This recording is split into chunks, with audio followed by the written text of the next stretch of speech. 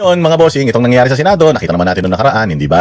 Yung minority, nung hindi nila gusto, yung magiging resulta ng botohan dyan sa Senado, whether, ang pagbobotohan po sa Senado noong mga panahon na nag-walkout sila, whether pwede nang i-tackle sa, sa plenaryo, yung motion para para baguhin yung rules, kung pwede na bang i-discuss, pwede na bang pagdebatihan o hindi.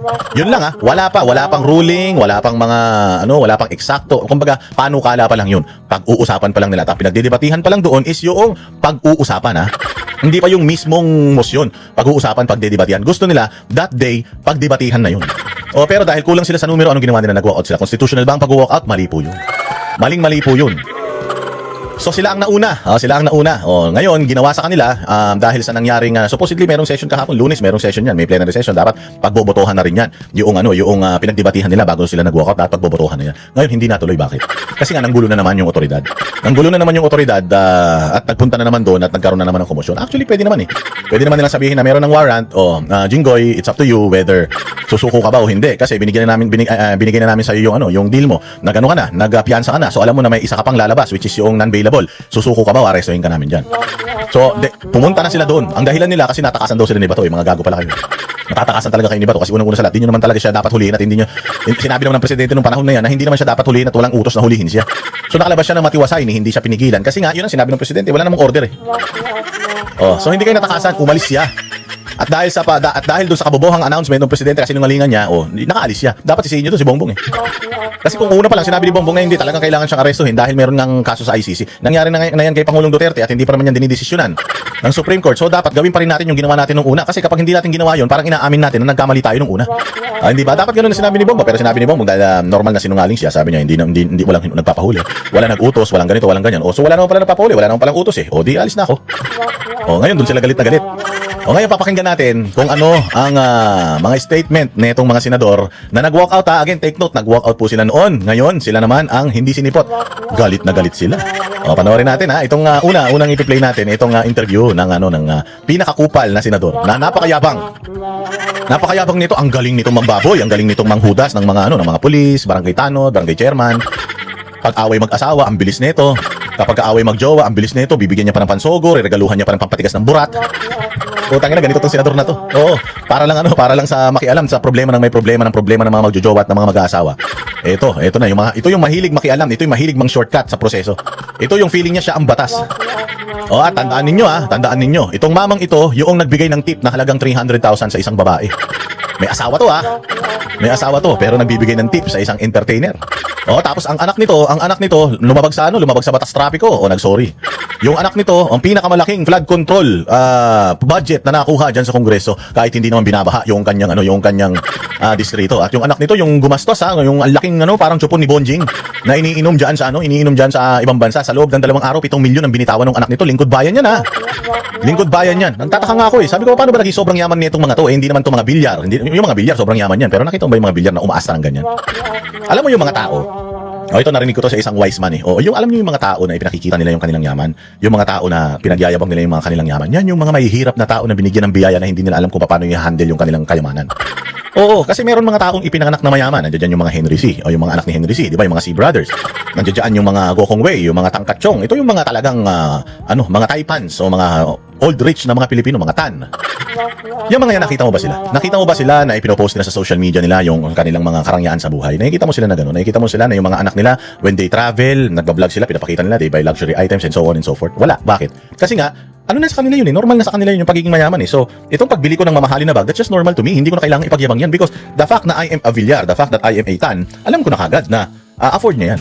Pero kung ikaw, panay ang pakita mo sa social media mo ng mga biyayang natatanggap mo o mga kasarapan sa buhay mo, ibig sabihin, salat ka dun. Noon, salat ka dun, kaya ipinagmamalaki mo ngayon at gusto mong makita ng lahat ng tao na umasenso ka na. So, ibig sabihin, hindi ka talaga mayaman.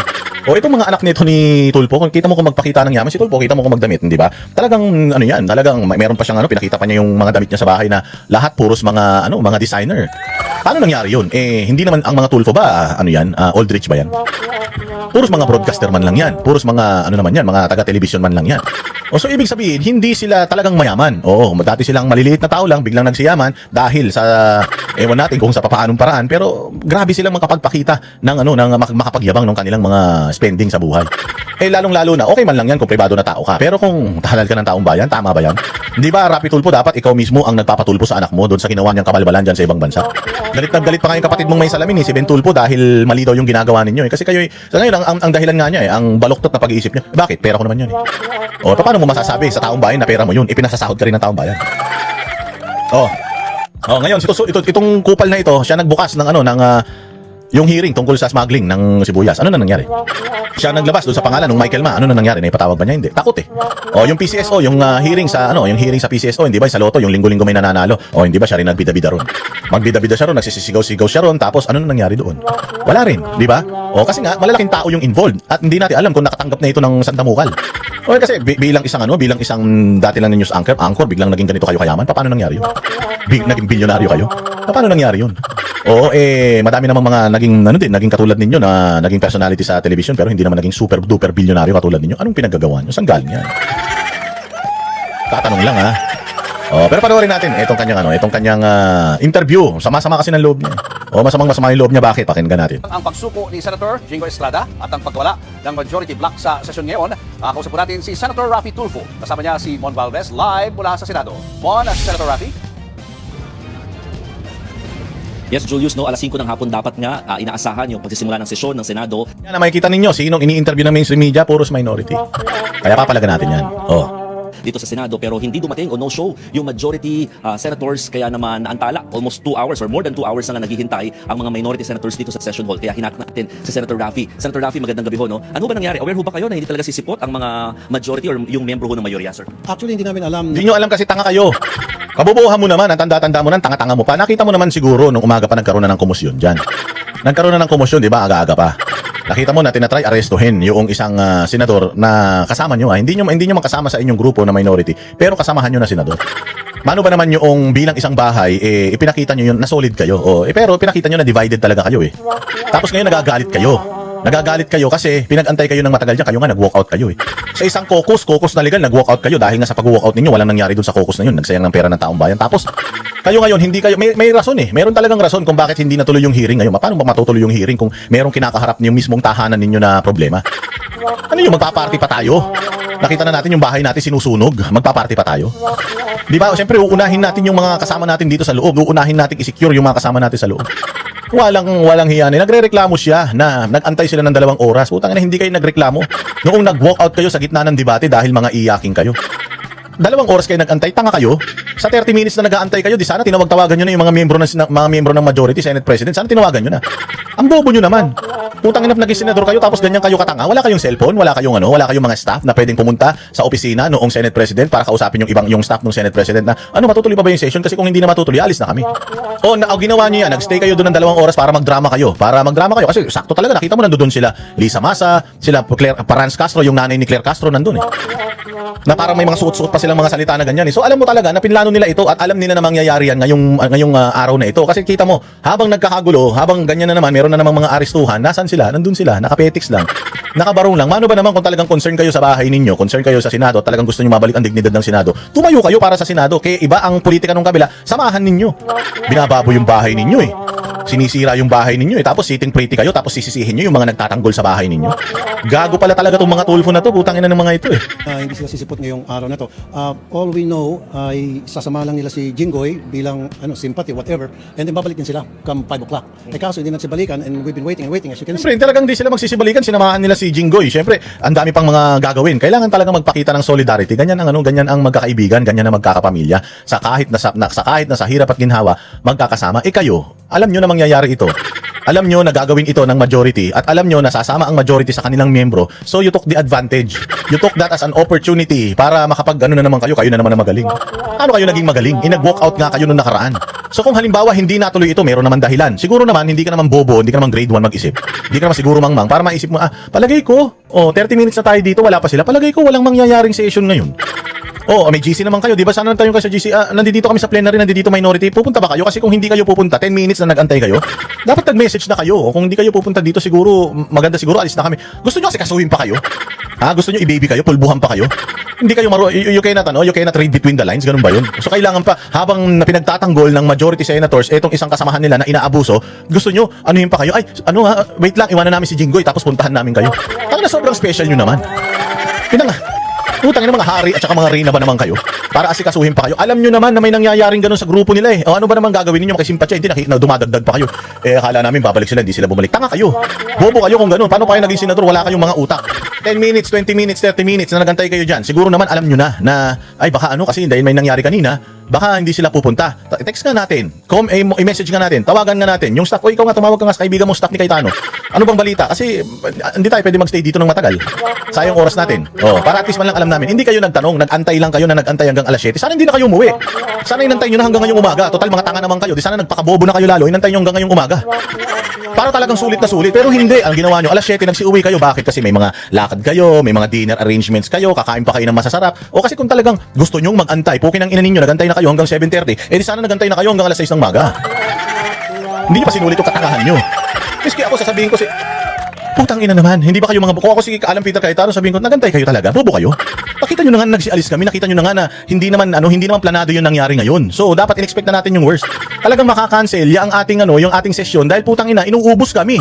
O hindi ba kayo nag-walkout din kayo noong kulang kayo sa numero, ayaw nyo magbotohan kaya nag-walkout kayo? You took advantage of that. Bawal nga yun pero putang ina ginawa nyo eh. Eh kami hindi naman bawal yung ginawa namin dahil sa circumstances, dahil sa sitwasyon, hinuhuli yung isang kasamaan namin, isang senador dito sa loob, bawal na bawal yun. Binababo yung bahay natin. So, syempre, we are attending to that. Gusto nyo, ipaghain pa namin kayo? Gusto nyo ipagsaing pa namin kayo? O, miski akong Senate President, sasabihin ko, tatangan nyo ba? Puta mga senador kayo, tatandaan nyo na, hindi nyo pa alam yan. Wala kayong wala. Kailangan pa talaga namin na itong aming inaasikaso ngayon, meron kaming inaasikasong matindi rito, nakikipagbakbakan kami rito. Gusto nyo pa talaga na asikasuhin namin kayo? Putang ina yan. Almost 2 hours na kami nagkantay and then all of a sudden nagpadala ng message si Alan. Nung olo pa sa atin. Tangina, akala ko ba gusto nyo maabisuhan kayo tapos nung binabisuhan kayo, sasabihin mo olo pa sa atin. Putangin na sa sobrang busy nila sa pagtatanggol sa kasamahan ninyo at pagtatanggol sa Senado, sa dignidad ng Senado. Kayo nandiyan dyan, putangin na nyo. Wala naman session, kinumpleto nyo yung mga sarili nyo. Tapos mga nakatanghod kayo dyan, pa-interview sa media dito, pa-interview sa media dyan, habang nagkakagulo at itong majority senator pinagtatanggol yung bahay ninyo kayo. Kumbaga parang habang nasusunog yung bahay, pucha, habang busy yung ibang mga kapamilya na maglabas ng mga gamit, magsalba ng mga gamit, itong mga putang ina nagsosoft drink sa tindahan. Tapos sila ang ape, sila ang biktima. Taragis naman talaga. Anong klaseng anong klaseng mga utak meron tong mga demonyo na to?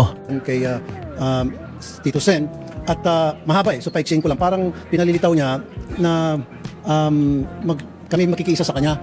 Dapat lang. Dapat makiisa kayo. Unang-una sa lahat, isa kayong bahay. Magkakagalit man kayo, when someone is attacking your home, kailangan isa kayo. So they're really asking, kasi kung mas marami kayo, that will stand your ground para sabihin sa gobyerno na ito na wait, we are co-equal branch. Hindi kami under ng executive. Bakit ginaganito kami? Dapat kasama kayo sa nandoon.